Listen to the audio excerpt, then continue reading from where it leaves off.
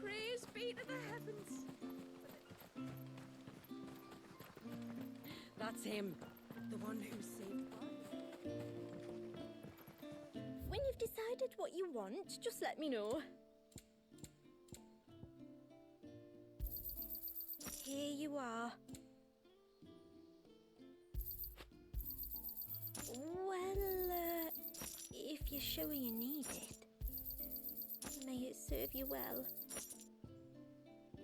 Then I bid you good tide. My friend, I have news. I think I might have found a way to break Talor's curse. Go on. Well, after listening to the village elders and scouring every likely-looking tome in the library, I learned that not all Tombries are the same little green menaces we know and loathe. Apparently, a chosen few live to incredible ages and grow to many times the size of their counterparts. The folktales hold that it's the very eldest of these, the Tombury kings, who weave the curses, and that their magics bind their victims to them, that they might continue to feed on their pain. So if we slay the one that cast the curse, the feeding will cease. But that was my thinking, yes. Though I doubt it'll be easy. These kings are not just bigger, they're stronger too. And if the tales are true, their followers will defend them to the death. It is a perilous proposition, in short, but it may also be Talor's only hope. What say you? I'll do it. Even if killing this king doesn't break the curse, Mysidia will be a safer place for its removal. Thank you. So then, where will I find it? That, alas, I do not know. It must have woven the curse at the altar in Father's Fell, but as to where it is now... Fanet! You were the one asking about Tonberries, right? Because there's a whole bloody army of them out on the cloak! What? But why would they stray so far? And why now? There's only one way to find out. I'll head up the mountain and see what's going on. Right. Thank you. And please, be careful.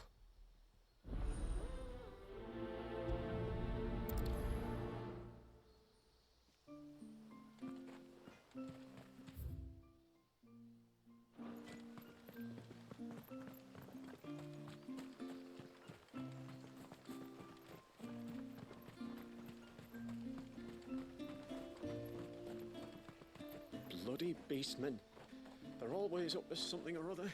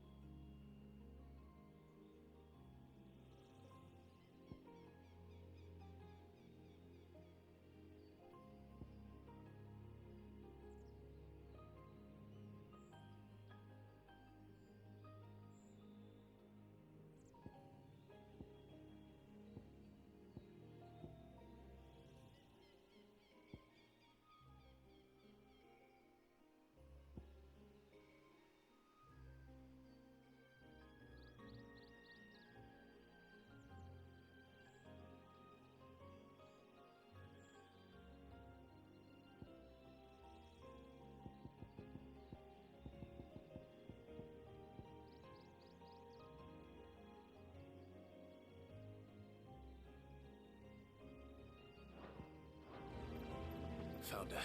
They're almost at the gate. But they won't be coming any closer.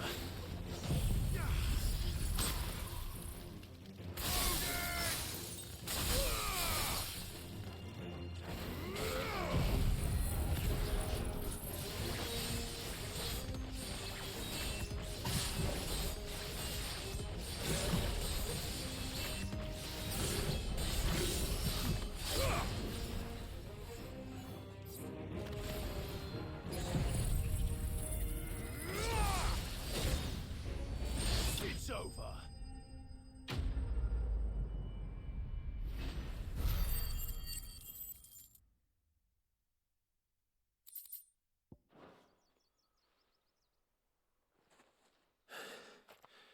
That should buy Haven some time at least. Clive, are you all right? Fine. We've taken care of the immediate threat. Thank the tides. I was worried I was going to lose you both. Talor, he took a sudden turn for the worse just after you left. What? Is he? No, he's hanging on. I fear the Tombury King may have begun the cursing ritual again. In earnest this time. And I can't imagine their being here as a coincidence. I think it might be happening on this very mountain. If it is, it won't be for long. Get back to Talor. I'm going up. My thanks. I shall pray for both of you.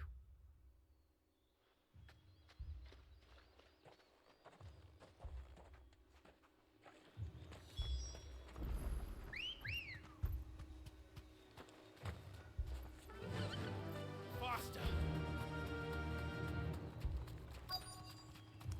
More of them. Come on then. I crave an audience with your king.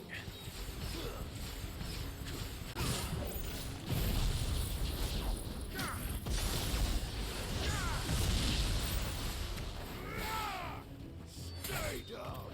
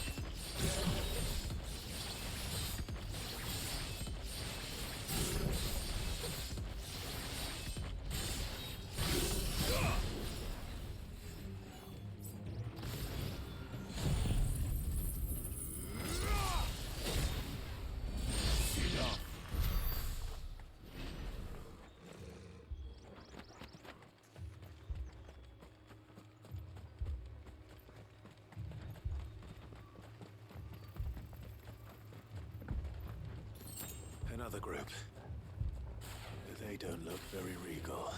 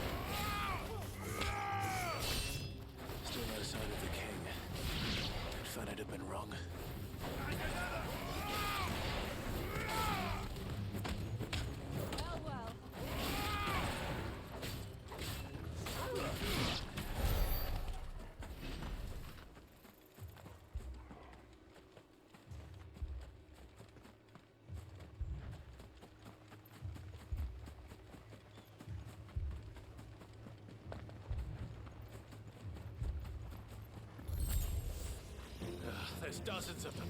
The king must be close. But we'll have to take care of his followers first.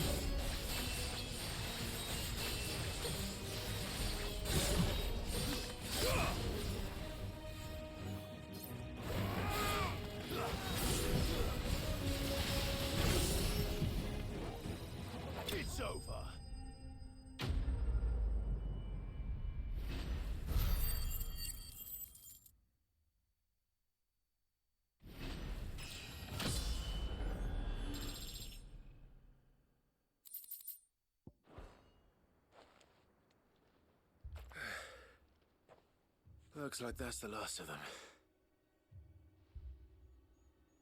Out here, anyway. But beastmen do like dark places.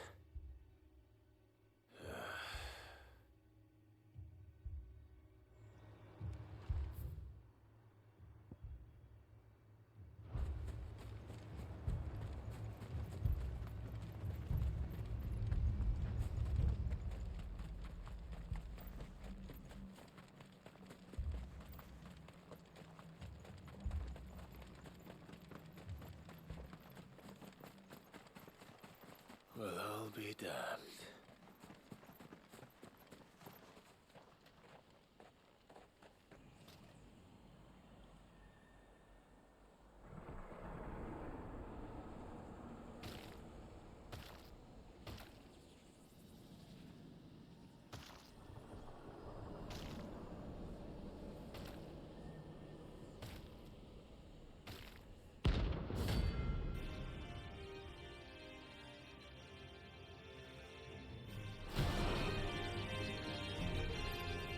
It even has a crown. Sorry, Your Majesty, but your reign ends here.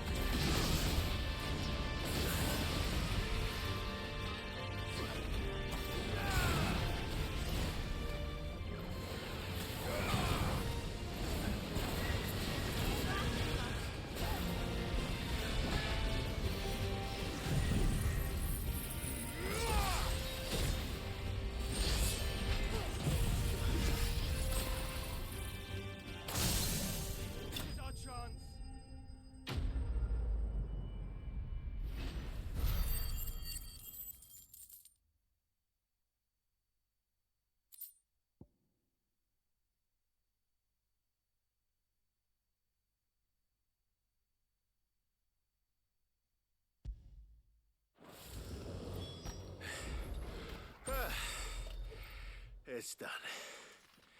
Which means the curse should be broken. Let's see how Talor's doing.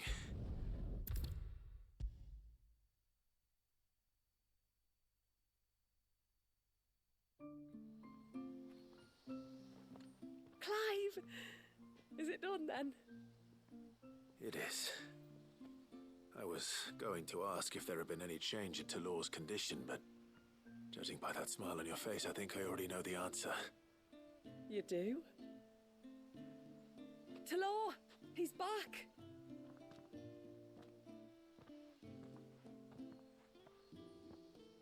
Thank you, my lord.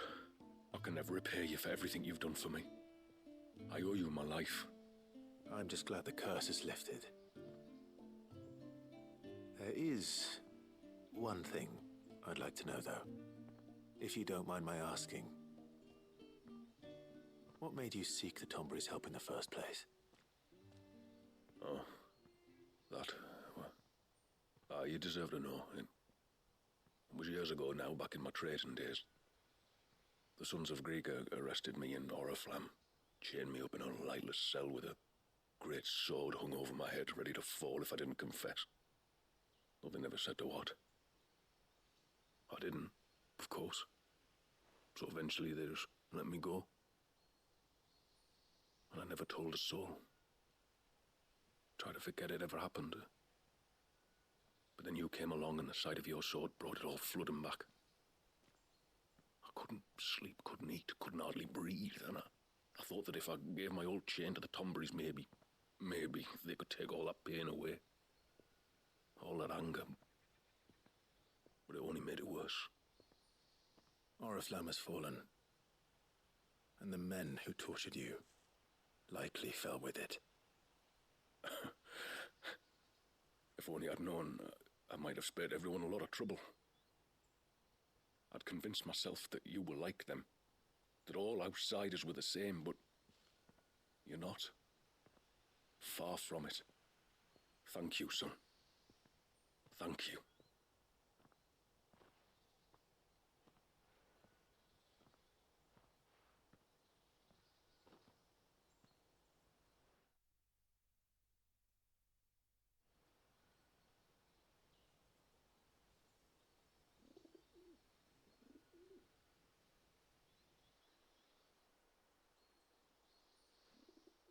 Clive, there's something I need to tell you. After we parted ways on the path to the cloak, I went straight back to Talor and explained to him what you were doing on his behalf. And just like that, his pain began to fade. What do you mean? Just like that? The Tombury King would have still been alive. I had to contend with dozens of his minions before I found him. Then perhaps one of them warned him of your coming and he broke off his ritual. Or perhaps knowing that an outsider was fighting for him was what lifted the weight from Talor's heart. I know from experience that many illnesses are not wholly physical, but of the spirit, at least in part. Was there ever really a curse then? Or was Talor simply suffering from the pain of his memories? And the guilt of what he'd done? For all the difference it makes. I suppose we'll never know. Maybe not. But this much I do know. It was your strength and your selflessness that healed his heart in the end. I'll be sure to tell my healer friend when I get home.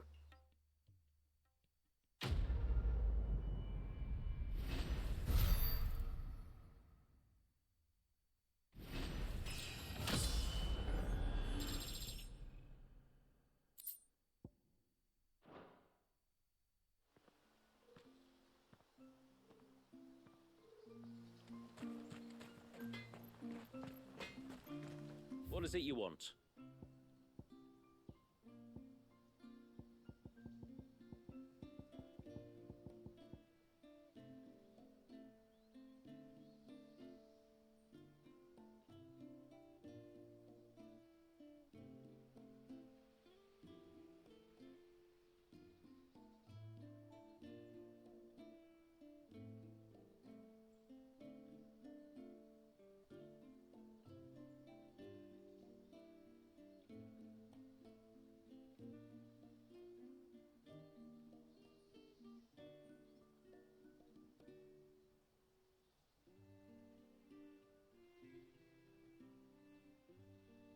good tide to you.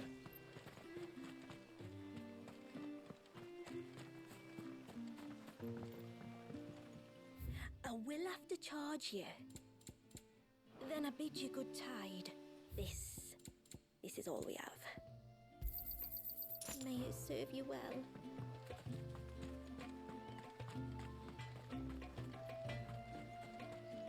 What is it you want?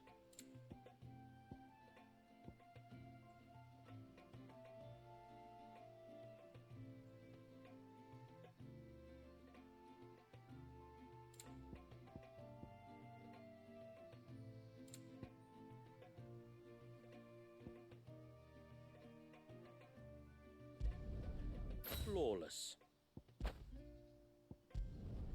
I'd like to see another smith do better. Flawless. I'd like to see another smith do better.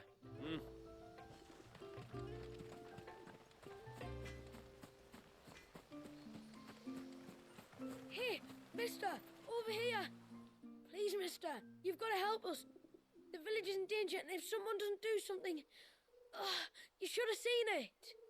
Stop. Take a deep breath and tell me everything. Starting with your name. Sorry, my name's Eirik. When you went up to the Erevalvers with Miss Shula, I followed you. You could have been killed.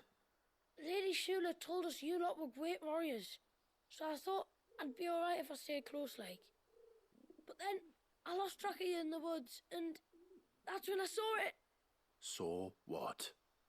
A great, big, dripping, drooling monster. Spitting out great spouts of water it was, that were tearing up the ground and cutting down trees. Spouts of water? I don't recall seeing anything like that in the forest. Well, I did, and I don't ever want to see it again. You'll get rid of it, won't you? All right. If this creature is as terrible as you claim, it could well pose a threat to the village. I'll see what I can do. Thanks, mister. It was over by the Swift one that I saw it. Maybe it's still there. Then that's where I'll start my search. But this time, you're going to stay here. Understood? I wouldn't go through those gates for 1,000 gil. Not with that thing out there. Good luck, though.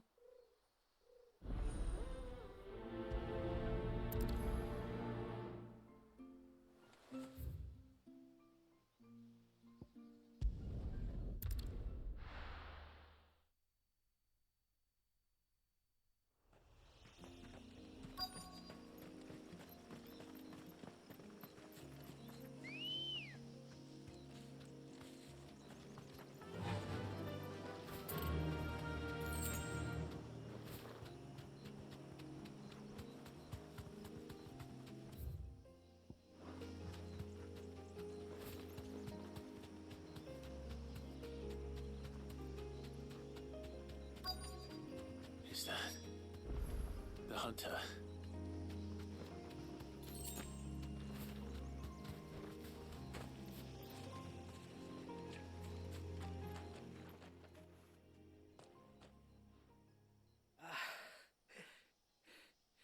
It's you.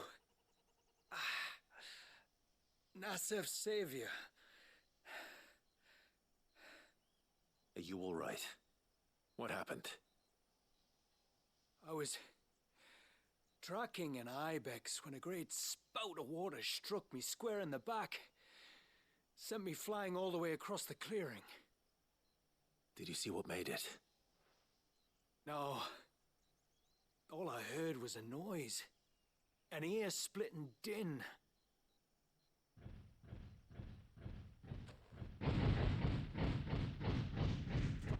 Might this be the culprit?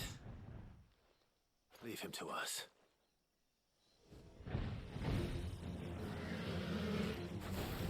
You've caused enough trouble.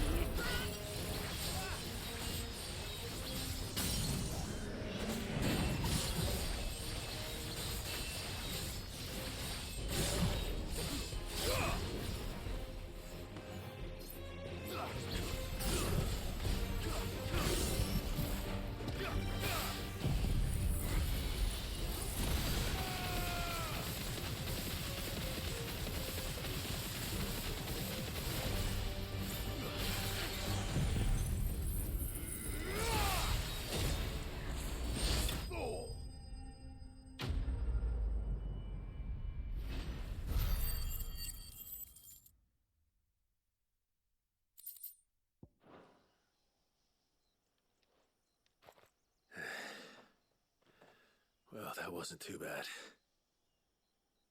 Hardly a threat to the village, but you can't blame the boy for being scared.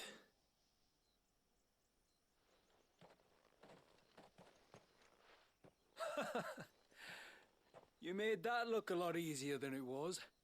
Do you think that was the beast which attacked you? That thing? Not a chance.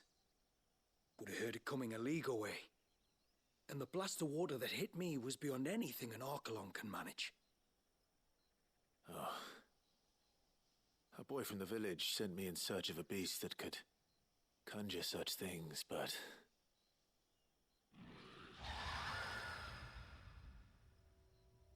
That's it. That's the noise I heard. Sounded like it came from the ruins. I'll go. You head back to Haven and see a healer.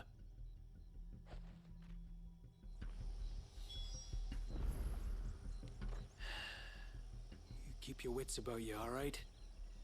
You don't want to end up like me.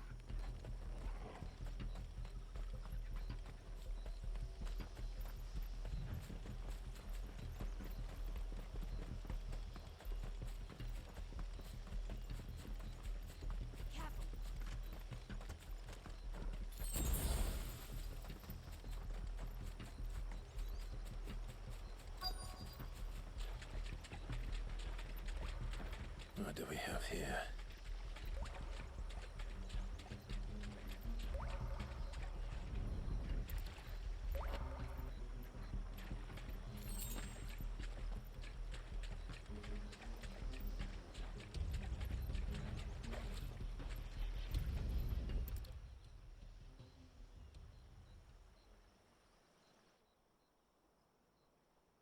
Found her. Something's been busy. Whatever this creature is, it's out for blood.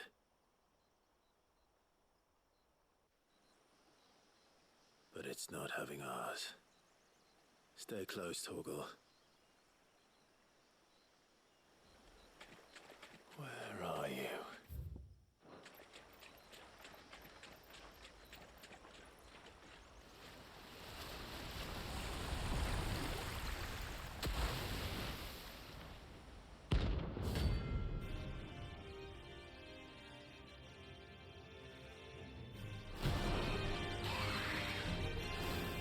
Fragment of Wallace's rage. I should have known.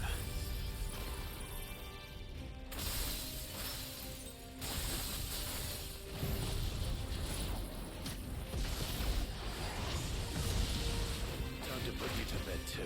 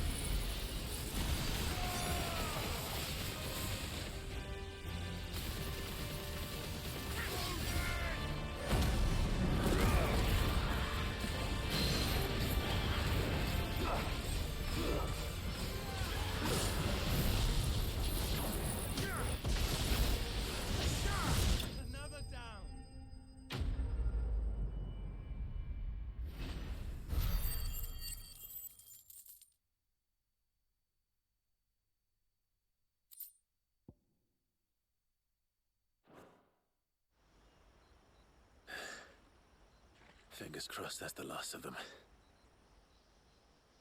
Either way, I should let Eirik know the danger is past. For now, at least.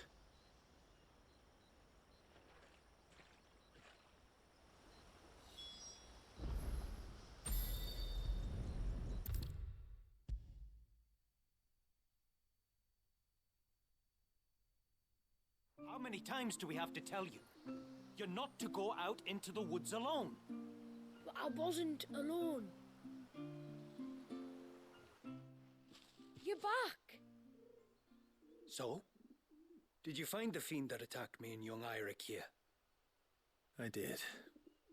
It won't be troubling you anymore. Yes. I knew you'd get it. Only because you warned me of its existence.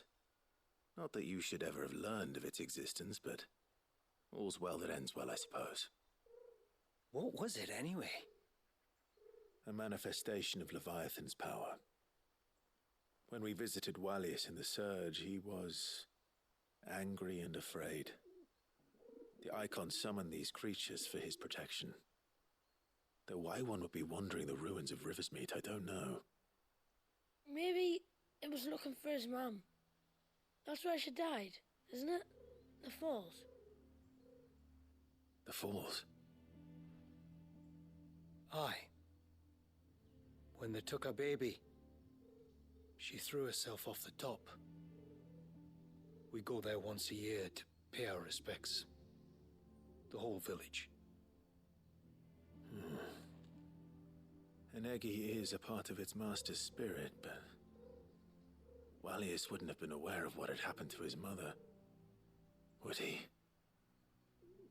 Well, either way, you did us a favor putting that thing to rest.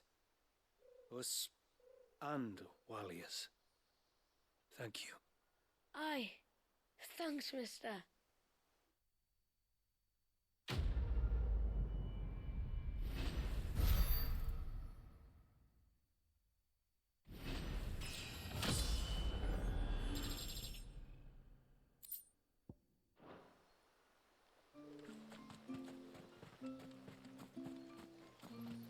When I grow up, I want to be a mighty warrior like you. It was supposed to be me catching the beasts of the forest unawares, not the other way around.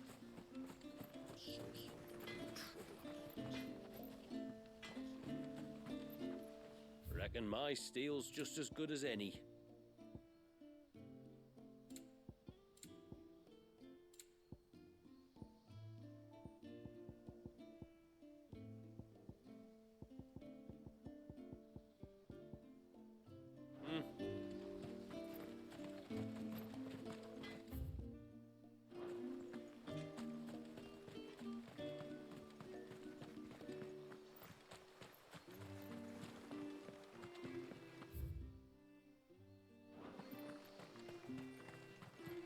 I heard the tributary can fen an ibex from 100. And then I dreamed. My lord, might I have a moment of your time? I would beg of you a service. Certainly. What is it? It's a long story. But before we get to that, would I be right in thinking Lady Shula told you about the witch from the north? Yes. She said that your ancestors found her here, and that it was she who taught them the spell to stop time. She was like Wallius, you know. A dominant. The Warden of Ice. My great-grandmother suspected as much. She cared for the poor woman when the end was near. And it was she whose duty became to attend her grave. A duty that was passed down to me. I see. And the service you would beg of me? Well, until recently, the path to the grave had long been blocked by a fallen tree. But when our woodsmen finally found time to move it, we quickly realized it might have been better had they not. On trying to clear the rest of the path, you see, we discovered that a flock of bloodthirsty beasts had claimed the cliffs beyond. None of us was a match for them. But you, my lord, have proven your strength many times over. Would you drive them away for us? course. I'll see the path is made safe. Thank you, my lord. The grave is in a place called Witch Drop. To reach it, one must turn left at the Winged Wains, then follow the path around to the right, deep into the forest. Why so far from Haven? It was where she lived. When our ancestors first came to Mysidia, they found her there, in an old abandoned village, and it was her heartfelt wish to return there in death. So when she passed away, my great-grandmother had a stone erected for her on the cliffs overlooking the place she once called home. How thoughtful. Well then, no time like the present. Left at the ships, then round to the right, you said. Just so. Thank you once again, my lord. I will join you at the grave anon.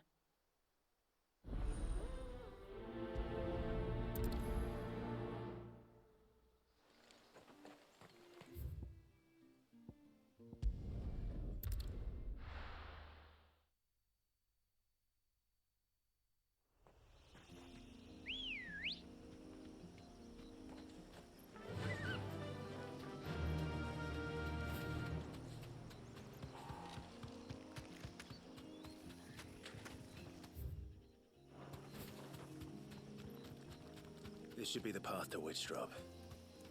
Hungry, Toggle?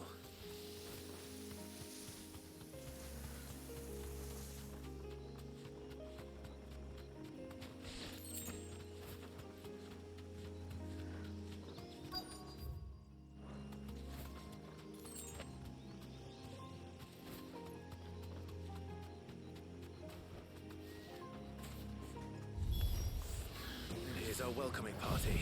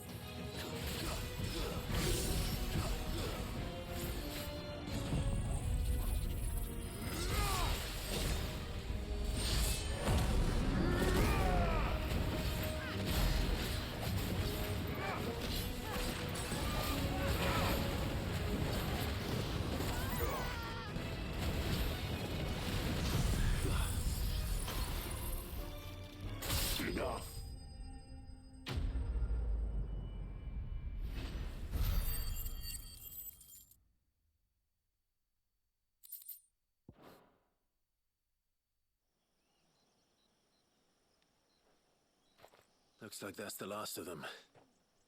Now, where's the grave?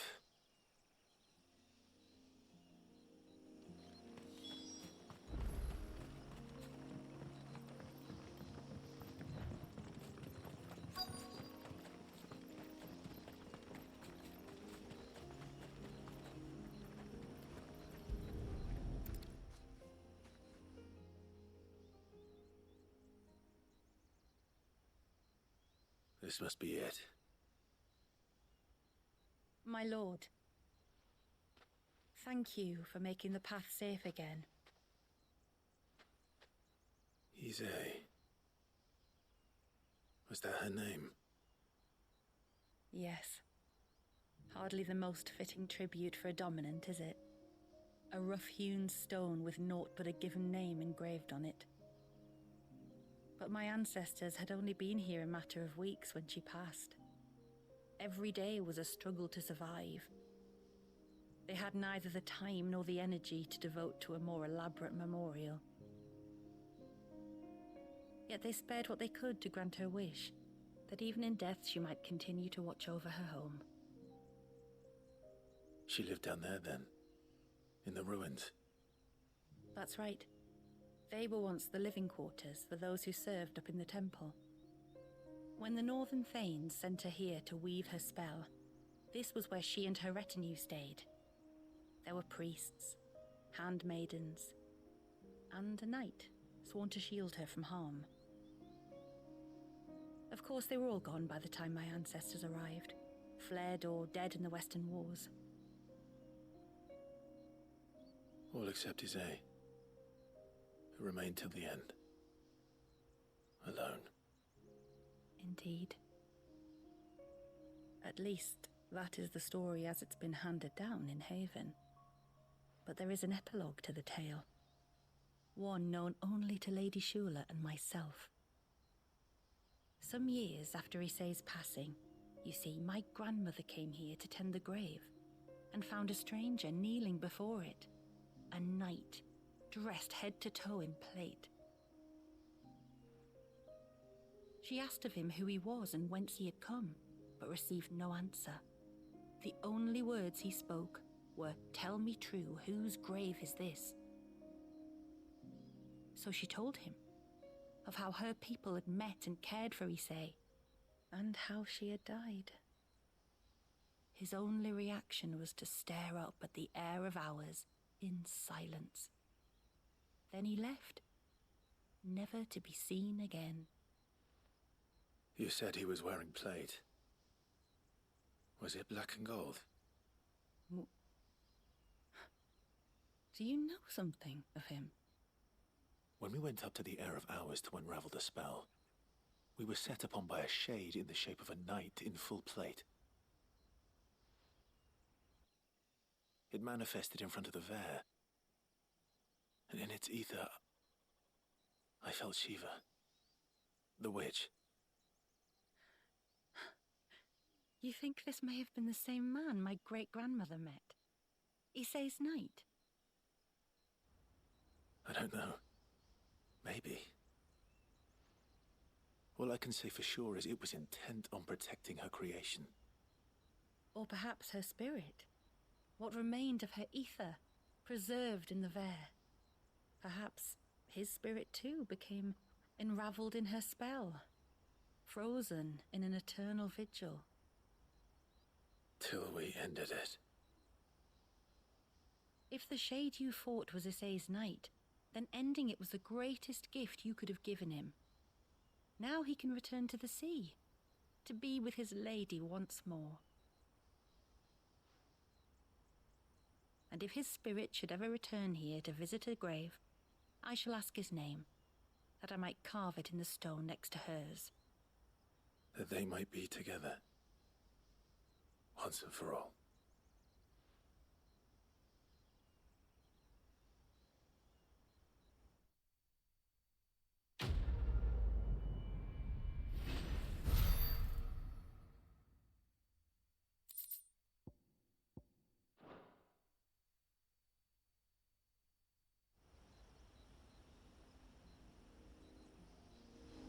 Thank you, my lord, for reuniting them.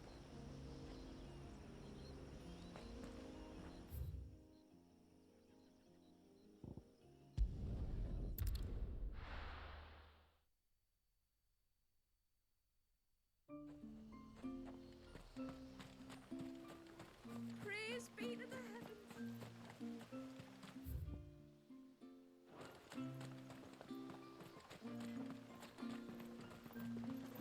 What is it you want?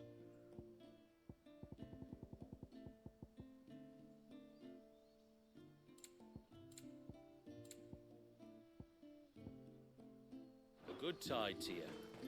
It is good to have him.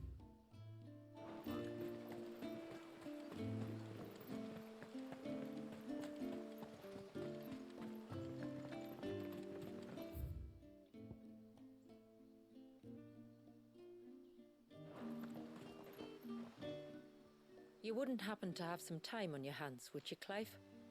Only I was wondering if you might help me with something else. Don't tell me. Another unruly dominant. Not quite, but a dangerous foe nonetheless.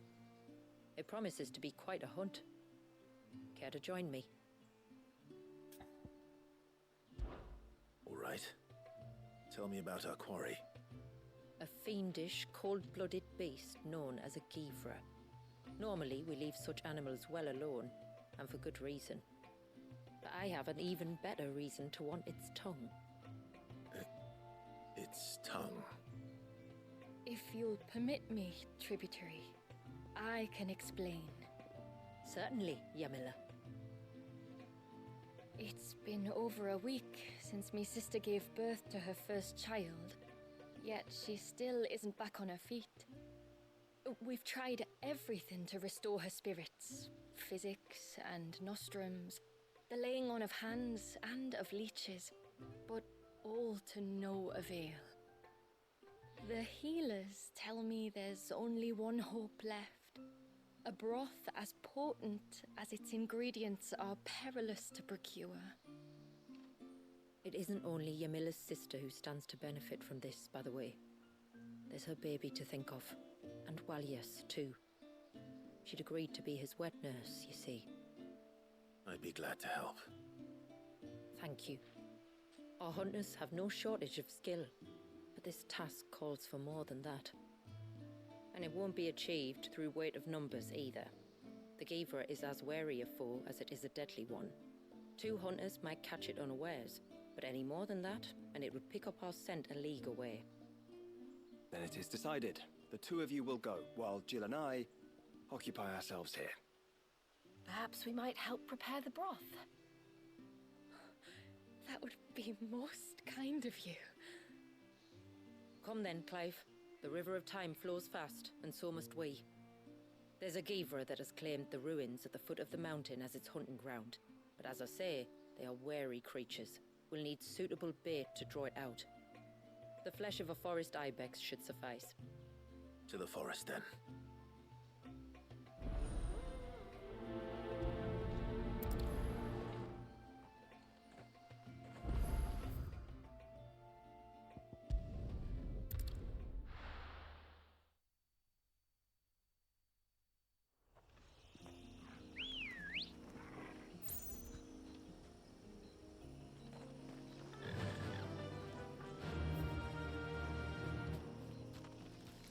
Fly, Ambrosia. Careful.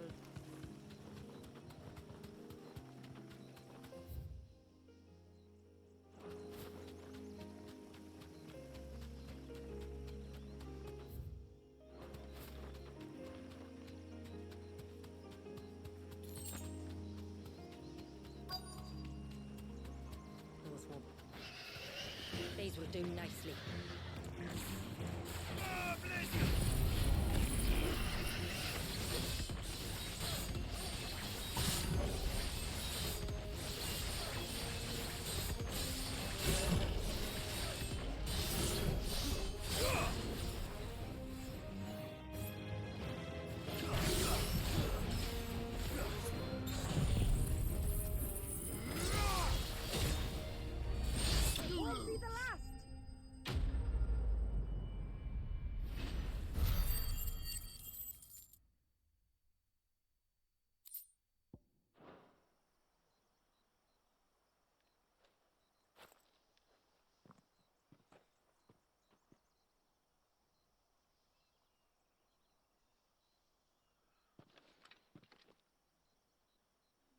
Return to the sea, and to the clouds rise again.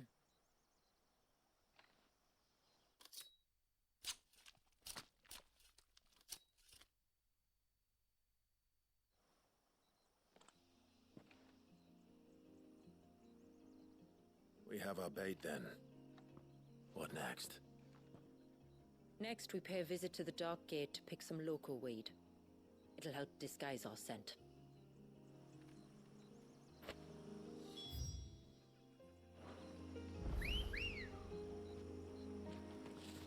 Ready, go? Yeah!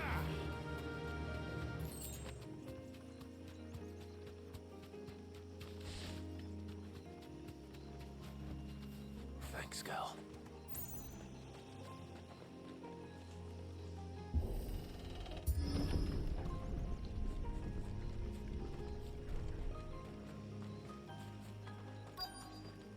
should be a sprig or two of local weed growing somewhere around here. Look for the golden leaves.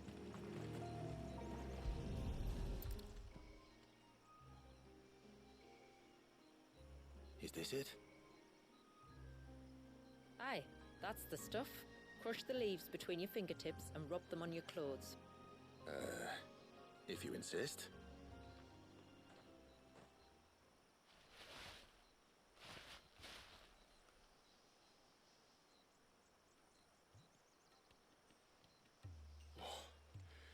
You could have warned me about the smell.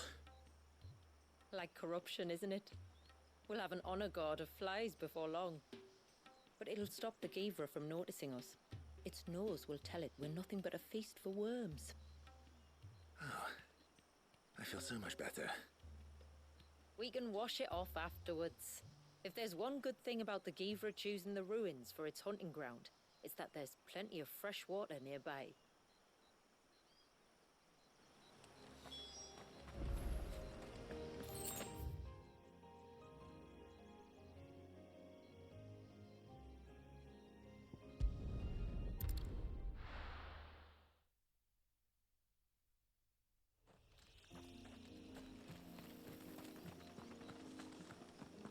Where should we lay the bait? Givras are creatures of habit. Look for some sign of its passing. It's sure to return to the same place sooner or later.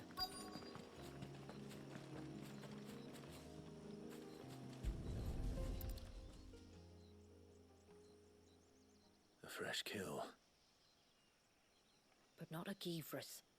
The wounds are too clean, too small.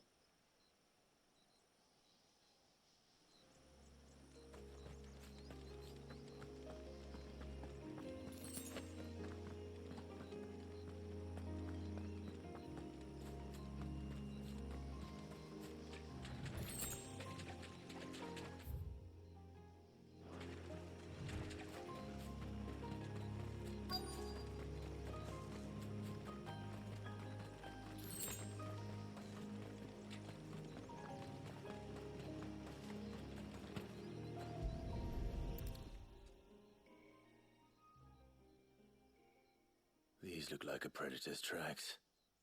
You can clearly make out the claws. But not just any claws. These belong to a Givra. There's no mistaking them. We'll lay the bait here. Let's hope our friend is hungry.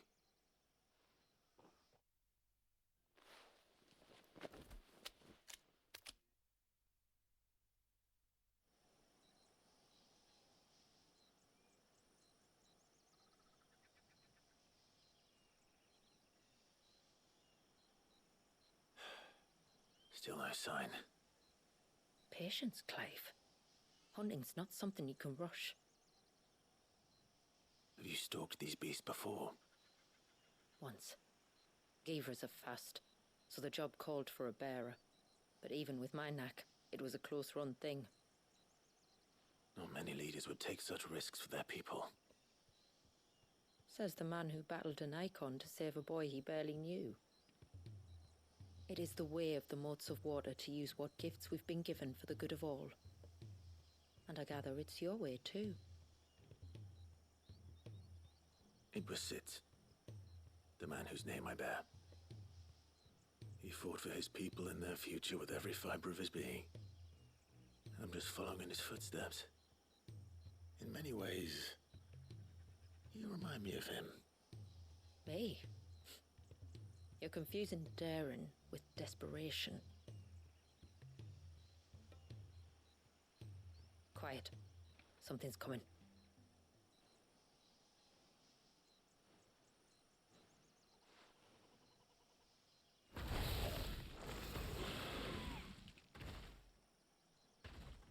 Our guest has finally arrived. Shall we greet him? It'd be rude not to.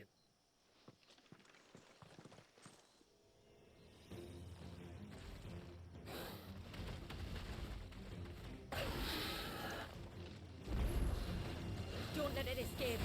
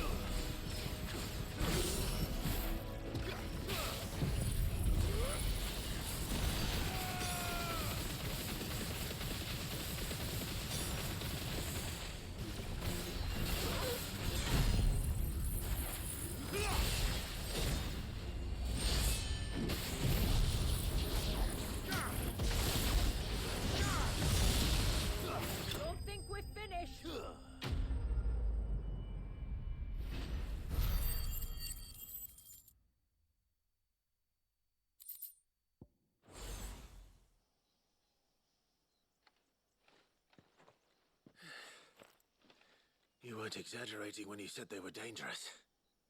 They're forces of nature, all right. And with this one's passing, the river of life has calmed.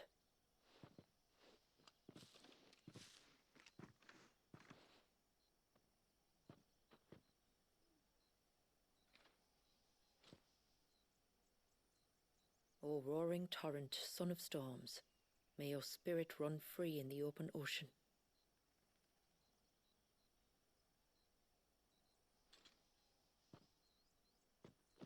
This flesh I claim, that your gifts might rain down upon us this day, and our river flow in spate once more.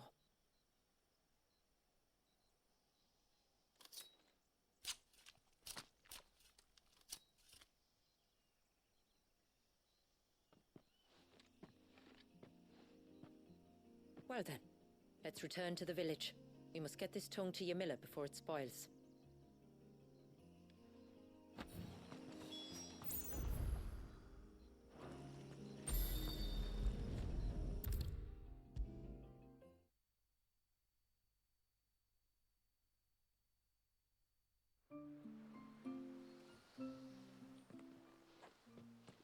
Tributary, my lord. Did all proceed as planned? It did. Here. One Geaver tongue, as promised.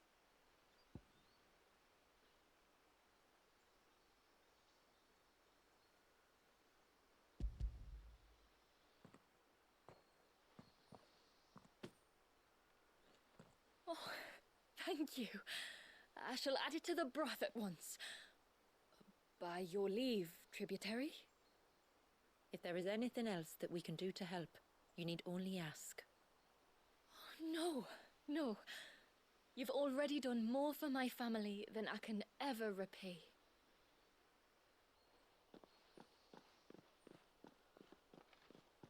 Just as you have, Clive, for my family. I only regret that I have nothing to offer you in return but my gratitude. It's more than enough. Besides, I'm no less grateful to you. For what? For welcoming my friends and I into your midst. For showing us how your people live. For reminding me that the world we strive to create, where bearers can live alongside their fellow men in peace and comfort, is no mere fantasy. I'd hardly call it comfort. Every day is a struggle. Though we do at least struggle together, it's true. As must we all.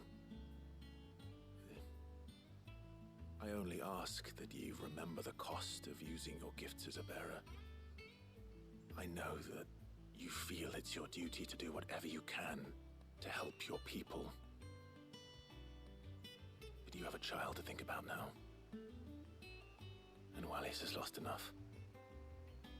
I shall bear that in mind. That's all I ask.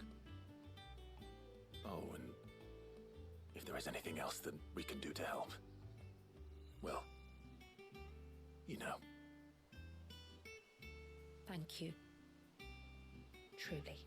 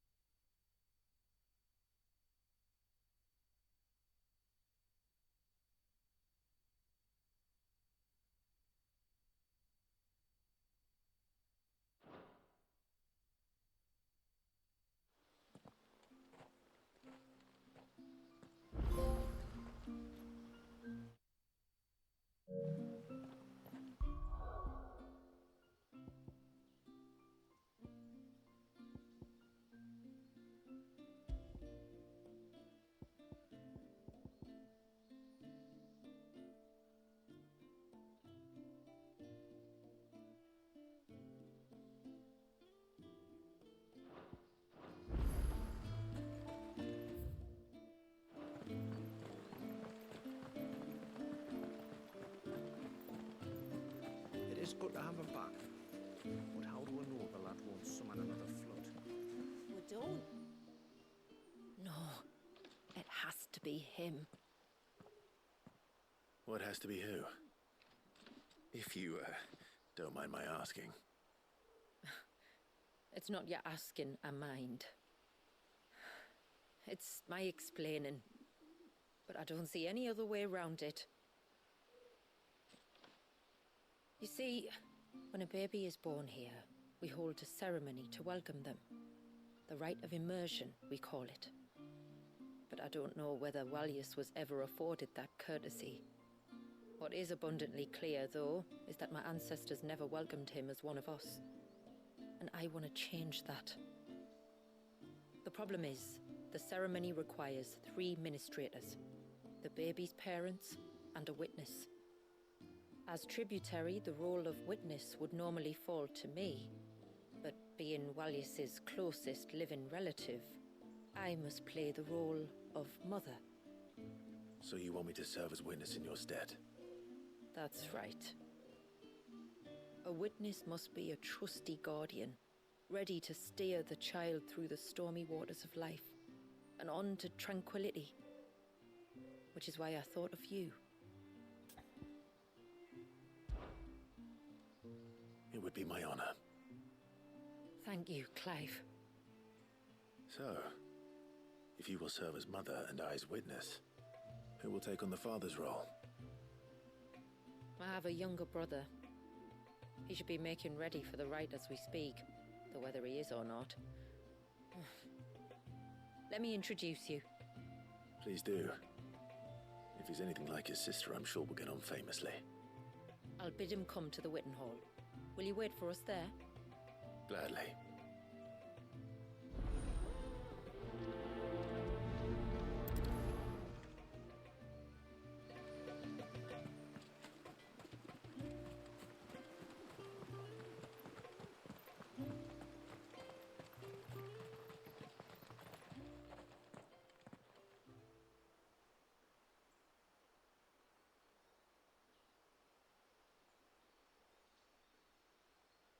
Clive, my brother. If it isn't my old mate Sid! You? So you do remember me, even stripped of my cunning disguise? I'm touched. You two know each other. My friends and I crossed paths with your brother on our hunt for the dusk crystals, during which we saved his life. 3 times, was it? 3, 4, who's counting? All I know is when Shula mentioned she'd called in Sid the Outlaw to help young Walyas, I could be sure that the little rascal was in safe hands. I mean, having seen you in action back at the tower, I know exactly what you're capable of. So the mercenary you met in the Sage Spire, that was Clive. And he saved your life? That's a rather different story from the one you told me. And a far likelier one at that. It would appear my family owe you twice over. Whether they admit it or not. Honestly, Fammy, would it kill you to tell the truth once in a while? What? I said sorry, didn't I? How about we save the, recriminations until after the ceremony, eh? Speaking of which, what does this ceremony involve exactly? It's simple, really. We each say a short prayer and anoint the child's head with holy water. Nothing too onerous, then. Not about the rite itself, no. But it does call for some preparation. One of the witness's responsibilities is to collect the holy water, you see. 3 phials for the 3 ministrators, each taken from a particular place. Don't worry, though. It's not as if you have to go alone. I can show you the way. I'd appreciate that. Famiel, you stay here and ready the Witten Hall. Leave it to me. If there's anything Jill and I can do to assist you... We'd be glad to help. Thank you both.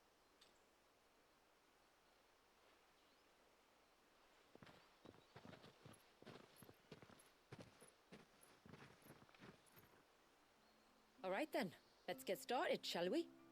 There are 3 types of holy water that we must collect. The water of the mountain, of the river, and of the sea.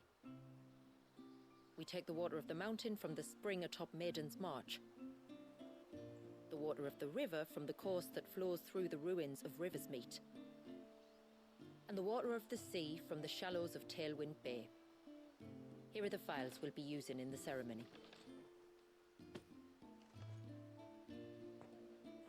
I'm ready to leave whenever you are.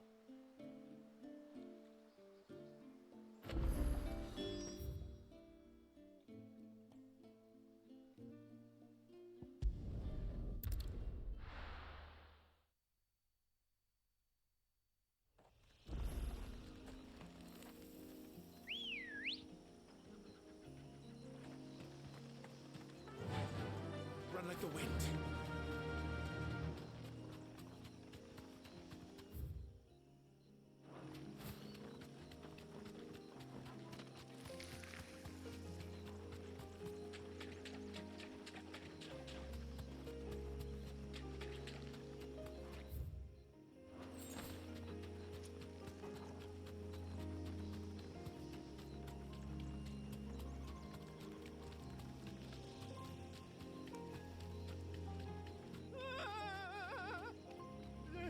Stay back! I'm warning you! Someone's in trouble. Come on.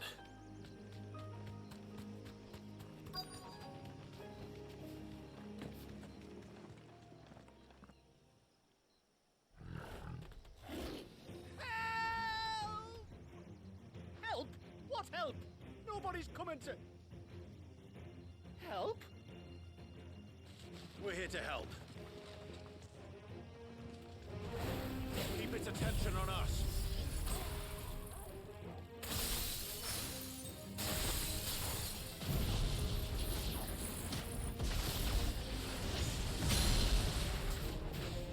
I'll do more than that.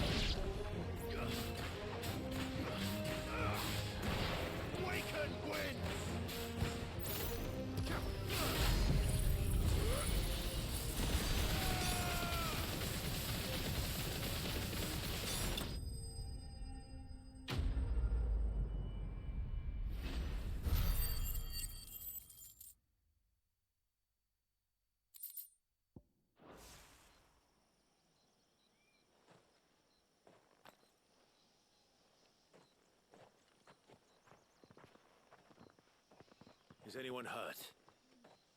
Oh, Sid! Thank all the clouds in the heavens you came. You saved us. Again!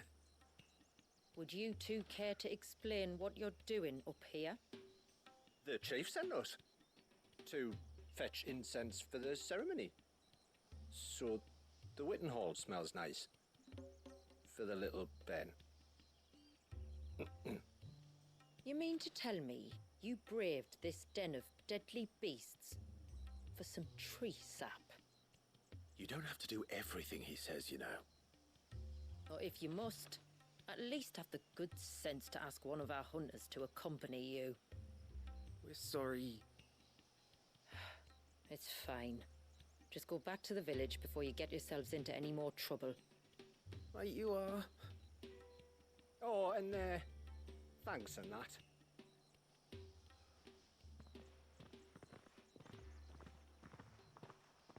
Remind me to give my brother a cuff round the ear when we get back.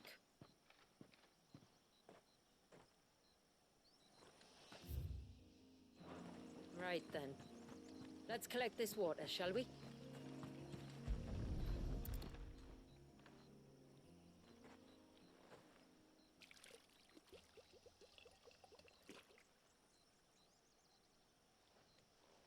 The rain that falls on the mountain emerges here in these springs. The source of the river.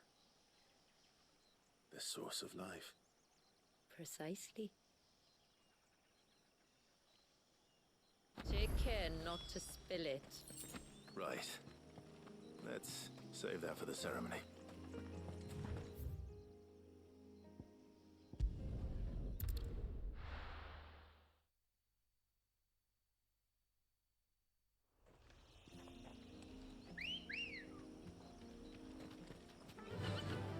Fly, Ambrosia.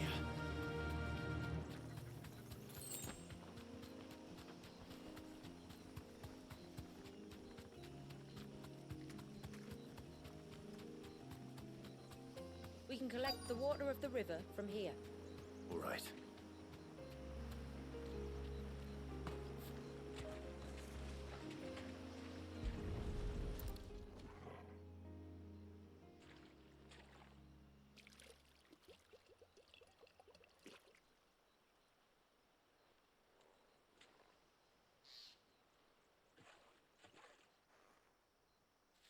The water of the river represents life. It is constantly moving, constantly changing.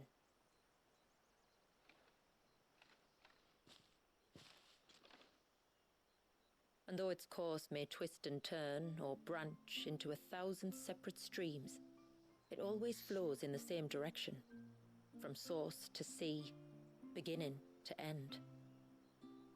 Like time. What of Wallius then? When your ancestors froze him, did they remove him from the River of Life? They did. Like an ice-bound pool that didn't thaw for 80 summers.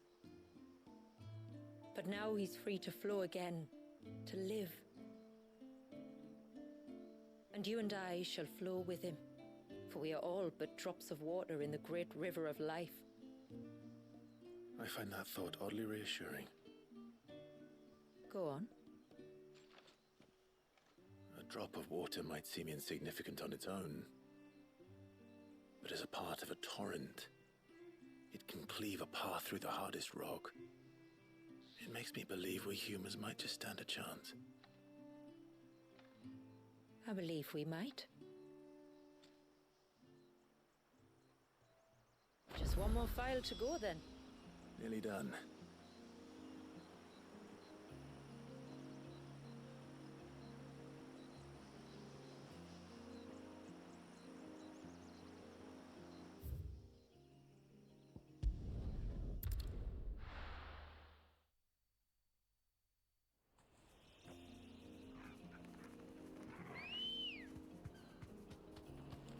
Ready, go?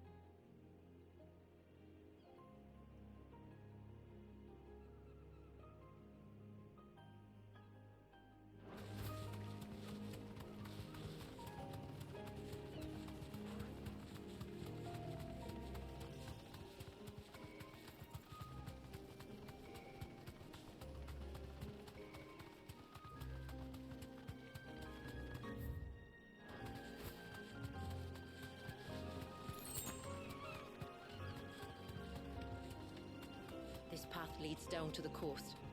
Usually we keep this gate shut tight, but since this is a special occasion... Thanks, Gal.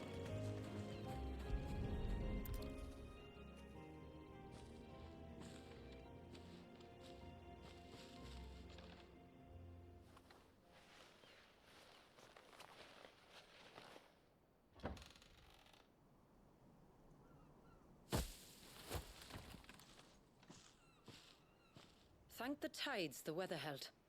This place can be treacherous when the waves are high. If it weren't for the holy water, no one would ever come down here. I'll be sure to watch my step.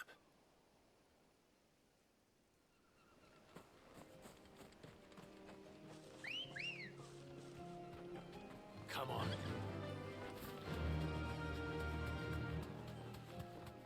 Water flows to the sea, then rises into the clouds. Just like life, the end is not the end, only a new beginning. My ancestors chose this place because it was where the first boat landed. And it's a good thing they didn't land closer to the surge. Quite.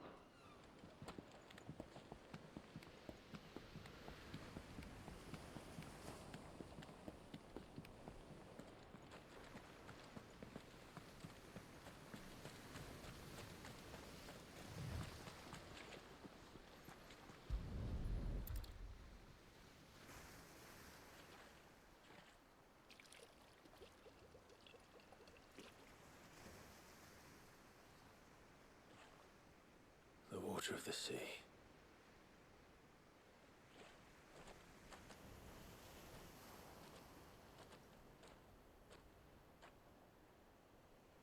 I still can't help but be awed by it. Oh? All that wave ever made me feel was pity and sorrow for the innocent life trapped inside it. The child my great-grandfather sacrificed to try to change his people's fate. It was wrong, an unforgivable sin. But I often wonder, will my descendants ever forgive me for what I have done?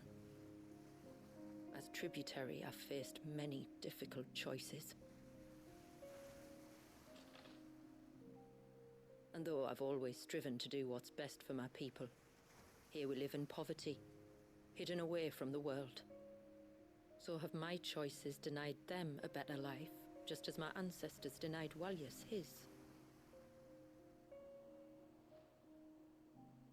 No. You would not forcibly sacrifice one of your people to save the others. You do the best you can for all of them, as do I. We share in their woes, just as we share in their joys. And the most we can do is try to bring them more of the latter. Aye, you're right. And try I shall, to bring all of my people a better tomorrow. Walyas included. Then I wish you luck. If my time with the boy is any indication, he's going to be quite a handful. Then we must start as we mean to go on, and give him the very best welcome we can. Where to next, then? Back to the village, to find out if my brother has made the necessary preparations, or got his lackeys to do it for him.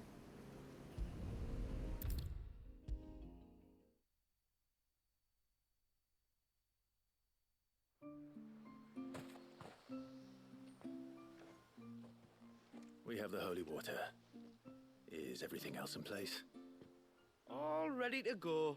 Told you could count on me. Then let us begin. Famiel, have your men summon everyone to the Witten Hall. Right you are.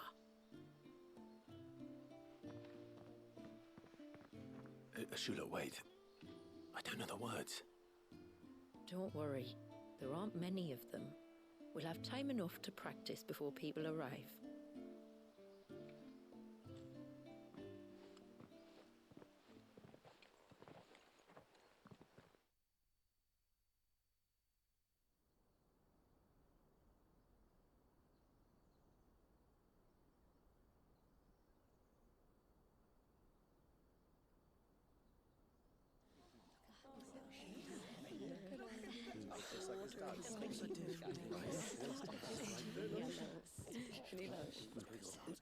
My friends, we are gathered here today to welcome this child into our community by the rite of immersion, as has been our custom since the first reign.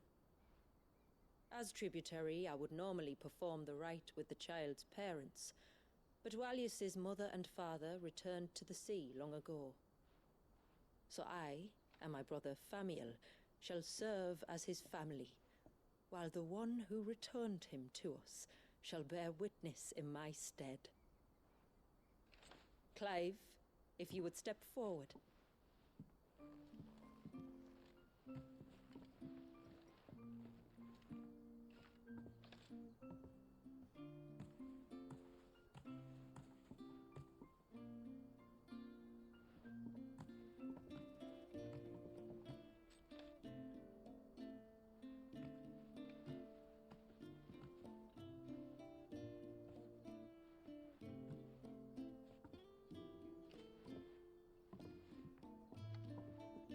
Like the rain that falls on the mountains tall, are we born.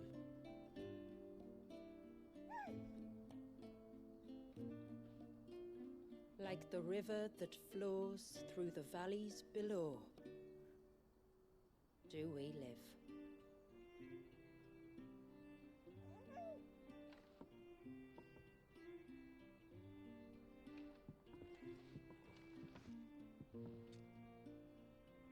Like the boundless sea, where the currents run free, do we die, and to the clouds then rise again.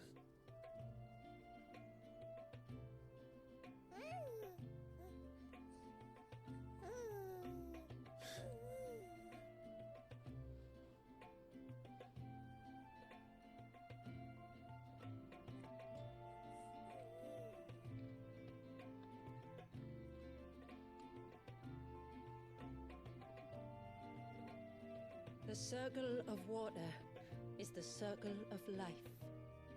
And today, from the heavens falls rain anew. This child, Walius, now joins our stream, and he shall flow with us from the mountains to the sea.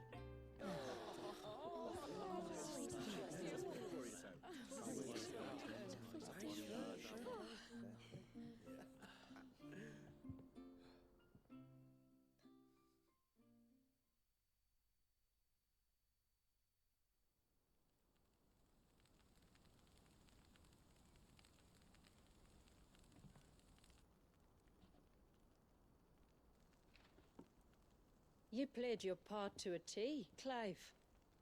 Thank you. It means a lot to us. I was honored to be asked, and terrified I'd miss. Now that you're part of the family, young Walyas, my lad. Uncle Samuel can teach you the ways of the world. Oh no, he can't. Eh? Don't be so hasty. Your brother's knack for self-preservation might serve him well. Ha! You are never going to let me live that down, are you?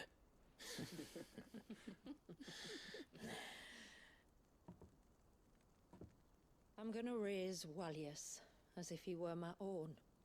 Teach him everything I know about life, our people, and our past. But with all the mother crystals gone, he will grow up in a world without comforts. One where we only have ourselves and each other to rely on.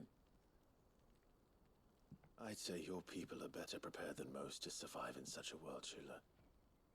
To thrive, indeed, under your guidance. Only if nature continues to smile on us. If we were to lose her gifts, we'd be left with nothing at all. Yes. But it needn't come to that. Not if we can stop the spread of the Blight. So long as we can save a single patch of soil, we can plant the seeds for a new world. One where we can all be free. Perhaps then we might finally be able to step out from behind our curtain, eh? Till that day comes, I wish you good tide. Thank you. We should be on our way. Well, you be careful out there. Aye, you steer clear of trouble now. Likewise.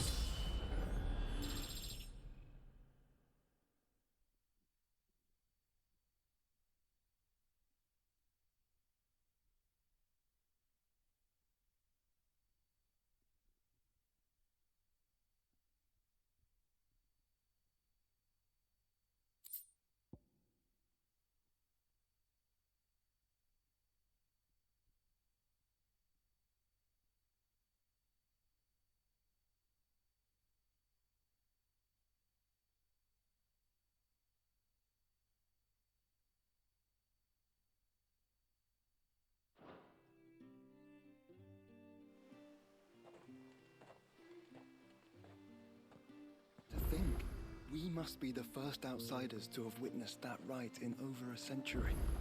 Wallius has been waiting for it for nearly as long. He seemed pleased to be finally rejoining the family. Now all we have to do is save that family. To change our river's course. I will have to charge you. Well, if you're sure you need it.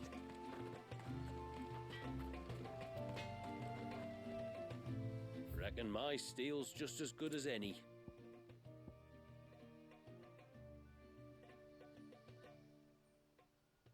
You can't expect me to make something out of nothing.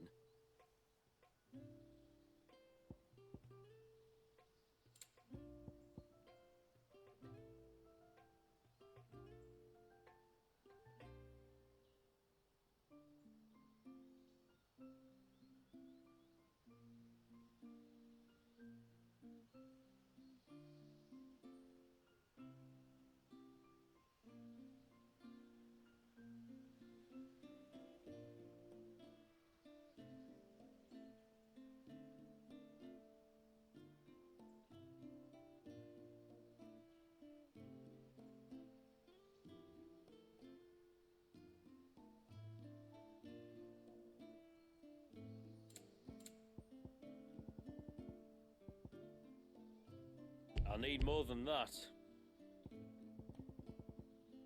Till next time, then.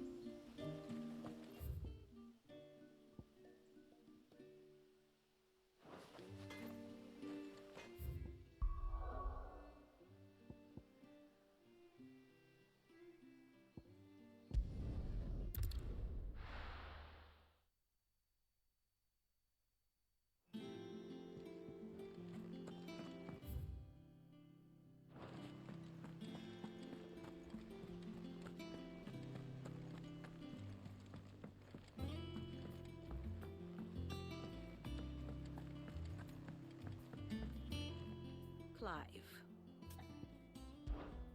Allow me to educate you. I have the details here.